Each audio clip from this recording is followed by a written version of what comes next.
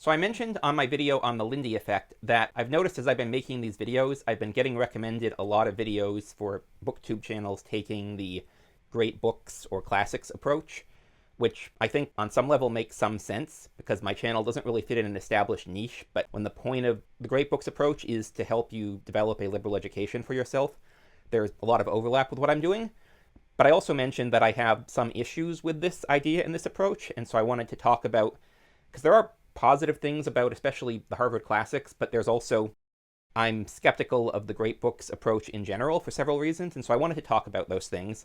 And I think the first thing you need to understand is that the great books approach is supposed to be about helping you develop a liberal education, but not everybody agrees on what a liberal education means.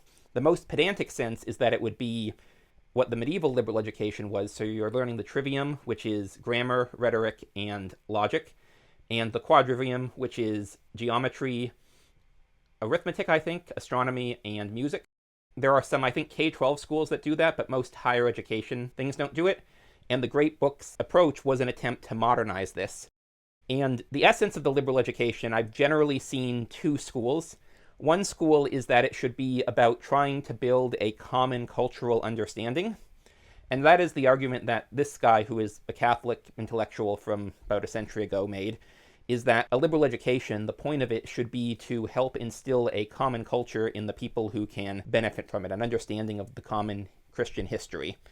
And then on the other hand, you have the people who argue that a great books approach should be more about developing the individual's capacity for self-improvement, learning, and being a responsible citizen. And that approach is more in line with what Christopher Lasch, I forget if it was in this book, he's talked about it a little bit in I think several of his books, but I think he talks about it a little bit in this book at least, is we have seen a decline in the, as education has become universal, we have tried to standardize it.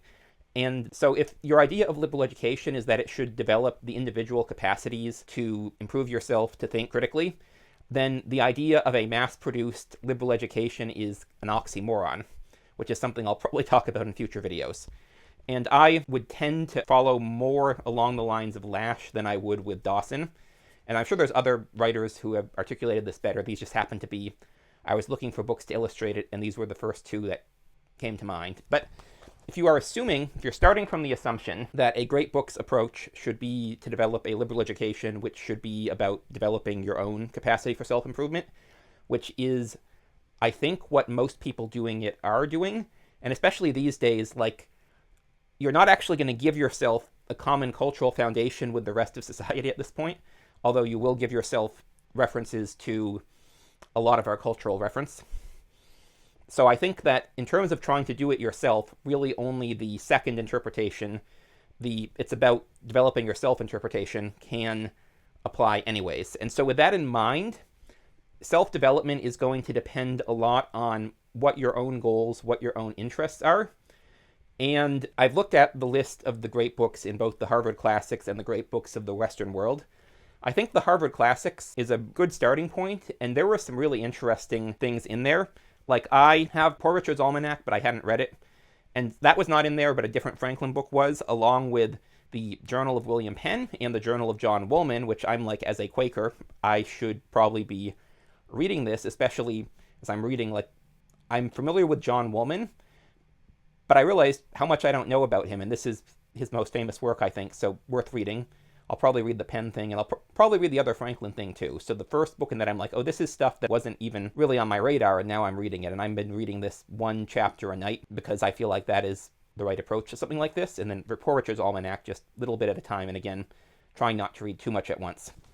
And I don't actually have any of the actual Harvard Classics, but I do have, I realized my collection of the complete poems and songs of Robert Burns is almost certainly a reissue of the Harvard Classics volume there, because the Harvard Classics are public domain.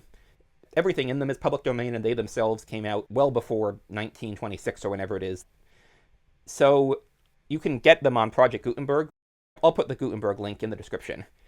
But I like physical books, and so it's nice to have this. And I don't have any of the physical actual volumes. One of the channels, I watched a few of these videos, and one of them was talking about, they were comparing these two series, and they said that the Harvard Classics have normal text size, which is in contrast to, I actually do have one volume of the great books of the Western world, which I It was $6 used, including shipping, which is Wealth of Nations by Adam Smith.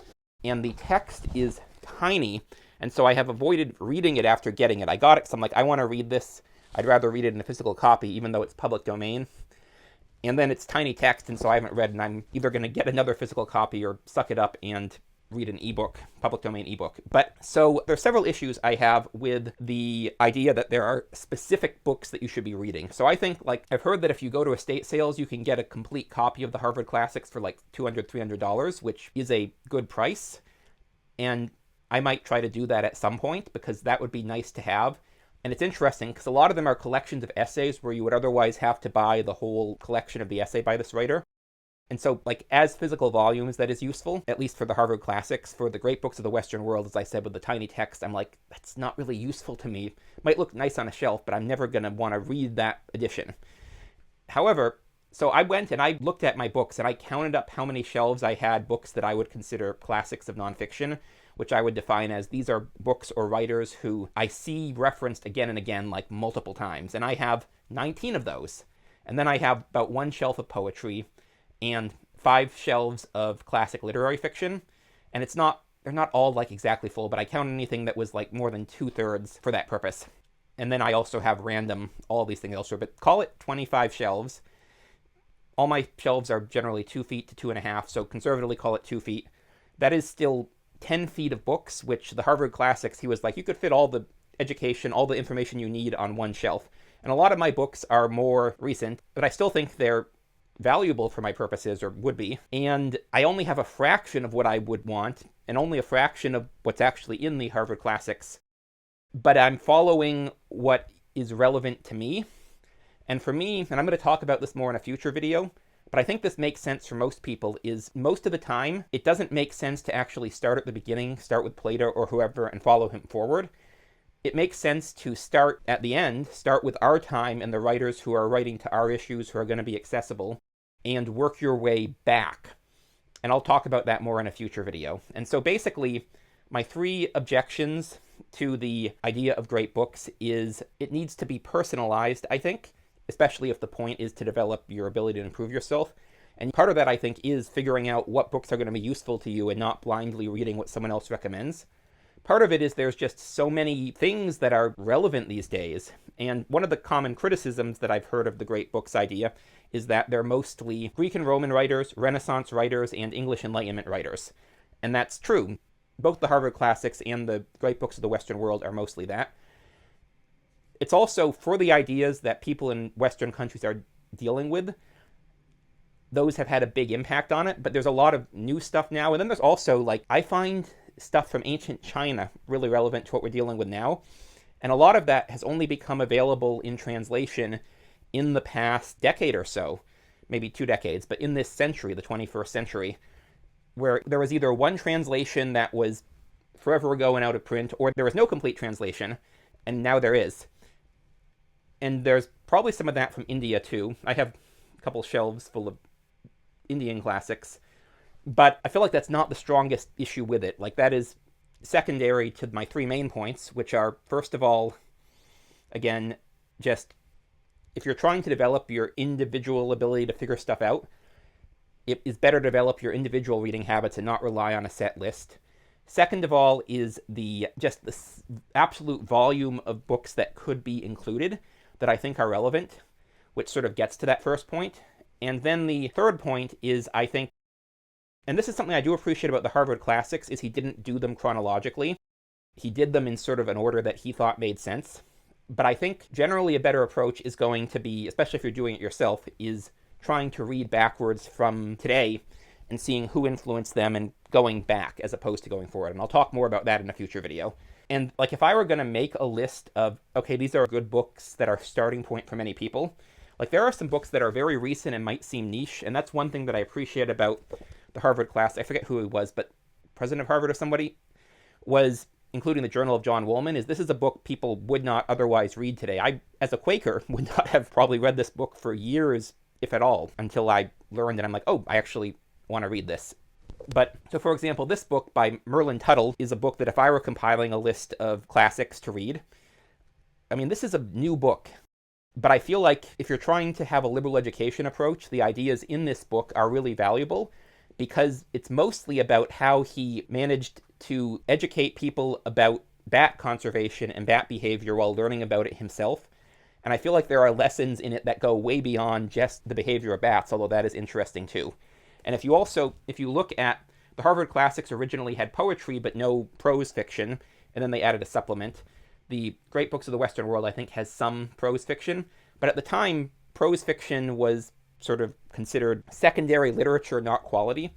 And I think if you're trying to do a liberal education, there are classic self-help books like 7 Habits of Highly Effective People, and books that would be considered pop books like Guns, Germs, and Steele, which I have video unlisted that I'll put out at some point, and I'll put the link in the description, I think are going to actually... The people in the ivory tower situations don't like these kinds of books and criticize them, but I think if you're trying to have a liberal education approach in terms of developing your own abilities, I would put books like that in there too without really discrimination against the prestige of these books. Anyways, so I would definitely, if I could find a set of the Harvard Classics for $300, no question I would buy that. And a lot of that is these collections of essays would be good references. Again, assuming that the text is reasonable, which I have heard that it is. But as a reading approach of, I'm going to start from the beginning, if your goal is to develop yourself a liberal education, that is not how I would do it. And I'll talk more about the whole backwards thing in a future video. But I just wanted to talk about that quickly. I'm Magpie. Thanks for watching, and I'll see y'all in the next one.